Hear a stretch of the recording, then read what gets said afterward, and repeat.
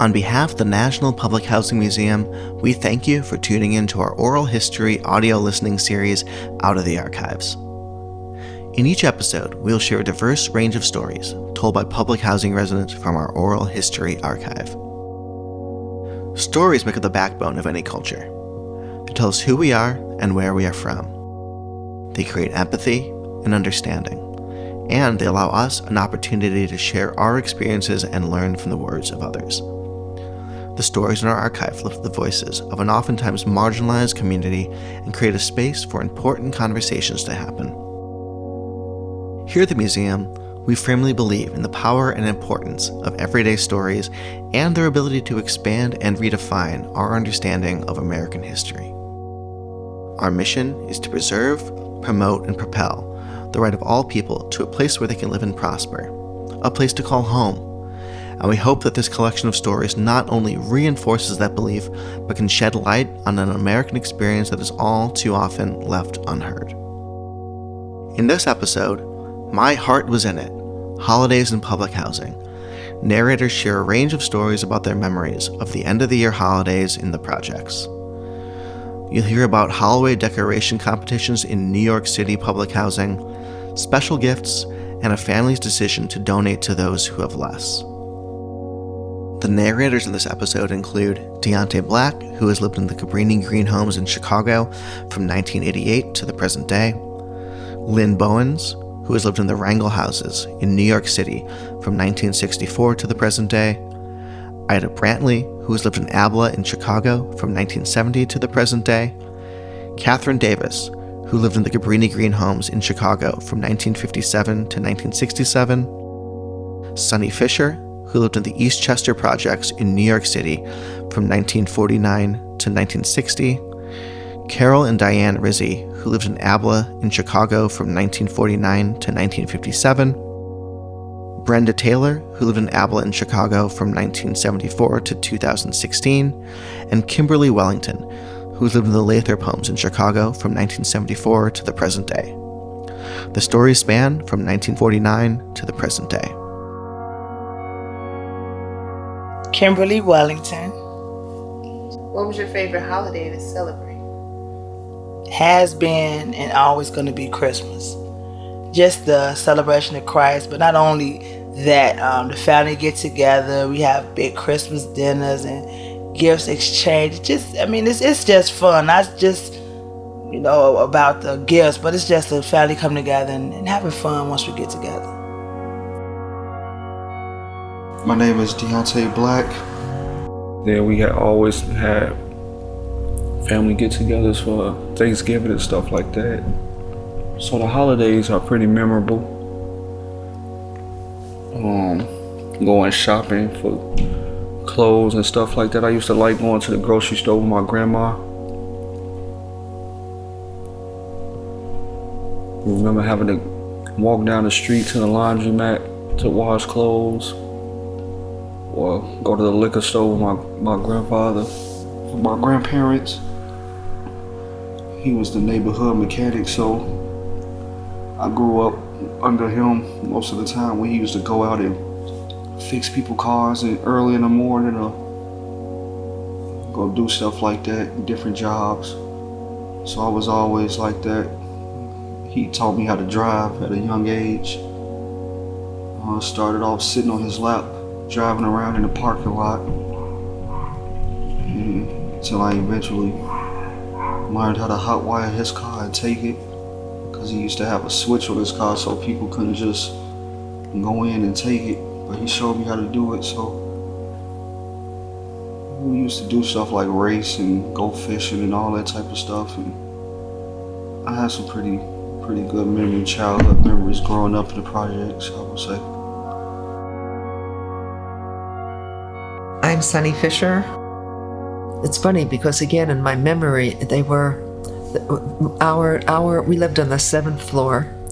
We used to watch the sunset. We're facing west, obviously, and used to watch the sunset as a kind of a family activity. It was really sometimes very beautiful. And then we went to the My father, actually, when he married my stepmother, he got a car, so we would be traveling around quite a bit in our cars. That was our vacation, was mostly in New York State, sometimes down to Pennsylvania, and it gave us a sense of how other people lived. And during Christmas, although we were Jewish and didn't celebrate Christmas at all, my father used to take us into the suburbs to see the lights and to see all the Christmas decorations. We were surrounded, and not unlike in Chicago, we were surrounded by pretty much working class families who had houses. I remember as a kid looking in the real estate section of the newspapers and thinking what it might have been like to grow up in the suburbs, and seeing the blueprints of that used to be published when they was selling houses, and imagining what it might be like to have my own room, which I didn't have until I was about, how old was I? 16 or 17 when my sister went to college. My name is Ida Brantley. Having a place to lay your head and your kid was a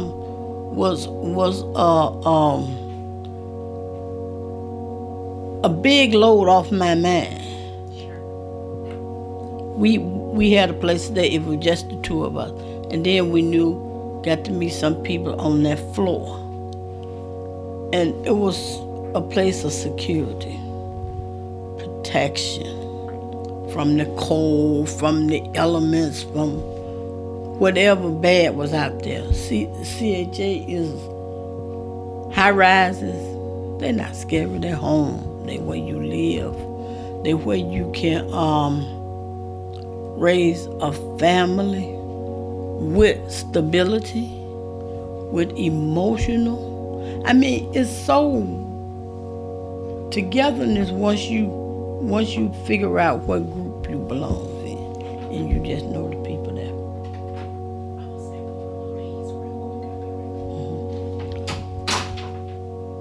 You have somewhere to lay your head. You have food. You have a doctor right down the stairs. We go to the doctor and all of that. But seeing the other little kids, you adopt those kids. I just met a boy out there today. I knew him from someplace, but I couldn't think. He said, "Hey, Miss Ida, how you doing?" I said, "I thought I knew you. Where I knew you from?" He said, "My dear school, when I was a little bit little boy, you was taughting us right along." I said, "See there? I didn't kick you or hit you, did I?" He said, "No, you just told me not to do that, what you would do to me." Oh, okay. So, shelter. Katherine Davis. What I remember the most is that we had so much of what we needed and not so much of what we wanted, which meant that we created from what we had. We created from our senses, and we created together. I didn't like that part of not being able to have the clothes that I wanted to wear,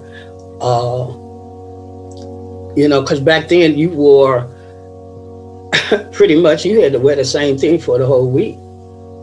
When you got home from school, you had to take your clothes off, and then you would wear them for the rest of the school week. So, but for holidays like Easter, we didn't get Easter clothes. So we didn't get, we didn't even hardly get Christmas gifts, and we didn't have birthday parties. And so I was rebellious in that way. And so I didn't want to go to school. I wanted to just be in control of my life and do what I wanted to do that was going to make me happy, which I did school. And like I said, we ventured off, and I don't remember getting stopped by the police or asking, why aren't you in school? We had truant officers, but they would come to your house and say, well, why hasn't your child been in school? And a few times they did do that. And one time, my friends and I walked to the west side, and we didn't time ourselves right. So we were supposed to be back by the time school got out, right? Well, we walked, and by the time we got home, it was like 7 o'clock in the evening. And I was in big trouble. Lynn Bowens. We have friendly rivalry competitions around the holidays about people. How did you decorate your floor? Did your floor get together and decorate? How is your building decorated? So there's friendly rivalries. It's a community atmosphere. Growing up, all of my neighbors, you know all the children. You know the children of the children and the grandparents, and people still watch out for each other. They watch out for each other's children, especially when I was growing up in the 60s, in the early 70s. It was definitely people watched out for each other. It was that type of community. And it's only 8 apartments, but it was making it fun for the kids. In addition to, how do you decorate your door or for a holiday? Now we have so many diverse people. Some people celebrate Kwanzaa, Three Kings, Christmas, or don't celebrate it all. So it's about decorating your door. How are you going to decorate your door for your specific holiday or your specific event? Oh, did you see Miss So-and-so's door? Wasn't that pretty? Oh, that's really nice. Did you see So-and-so's door? So those things do happen, okay? And again, it's a small section of folks that do that, but it makes it fun. It really makes it fun. Back when I was growing up in the 60s and 70s, it was windows that you would look at, because people would put lights in their windows and decorations in the windows, and having 30 stories of varying lights. That was something that was beautiful to see. We don't do that as much anymore as far as decorating windows, but I remember that growing up, we would walk around the neighborhood and look at people's windows. Oh, look, the lights are twinkling, and oh, they only did white, and look at this, look at that theme. Somebody did a red theme or a blue theme. So that was fun growing up, just walking around the neighborhood looking at the lights in the windows. My name is Carol Rizzi. My name is Diane Rizzi. What my fondest memories are when I was younger, and we used to go to Taylor and Halston. They had all the stores there, Maxwell Street, and all the Jewish merchants. And well, there would be tour buses coming through, and I thought, why are those buses coming? I mean, why are they looking at us? I mean, why are they coming through here? Like it was just like our everyday thing. But it was, now that I look back on it, with all the Jewish merchants, and I remember them they would be standing out in front and calling people and kind of dragging them in. Come and see these coats. And I think they talked my mother into buying a coat for me one day. And we'd go down there to get fruit and vegetables, because actually, even though it was an Italian neighborhood, it was kind of like a food desert in a way, like some of the black areas are. They had stores, but they didn't have a lot of merchandise. We had a store across the street from us, but they sold meat there and something, but they didn't have fruits and vegetables. So you had to go down to Taylor and Halsted, and they had all the merchants there. We used to go there like at Christmas and Thanksgiving and buy fruit there. And earlier they had fruit peddlers when I was real little, but then they didn't have them when I was a teenager. But when I was real little, like 3 and 4, they had fruit peddlers. I remember a Christmas where I got a ballerina doll. In the projects? No, we weren't in the projects. Oh, I don't remember my Christmases in the projects. Oh, I remember Christmas. I do remember during the holidays, at one time, we would fill out a survey for food, and we'd go pick up free food. Well, that's how we got food. No, I'm talking about all the time. Oh. You picked up I apples, remember doing potatoes, dried milk, dried eggs, all of that. That was all powdered. We picked that up, and they would have a big log of like Velveeta cheese, So you went to a center where you picked up the stuff, apples and potatoes. Yeah, I don't and all remember of that. I just stuff. remember that one time. Yeah. You remember your first? I remember, I remember my first Christmas a lot, but when we lived in the projects, I remember a Christmas. My mother bought me an Elvis Presley phonograph, and I thought that was, and a record, and I thought that was like the best thing, to get that Elvis Presley. So Did I you thought know that that was, Elvis lived in public housing? No, I didn't The know that. projects in Memphis. I didn't know that. I think that was on my email. Was it? Yeah. I think I just got an email Yeah. saying that. Yeah.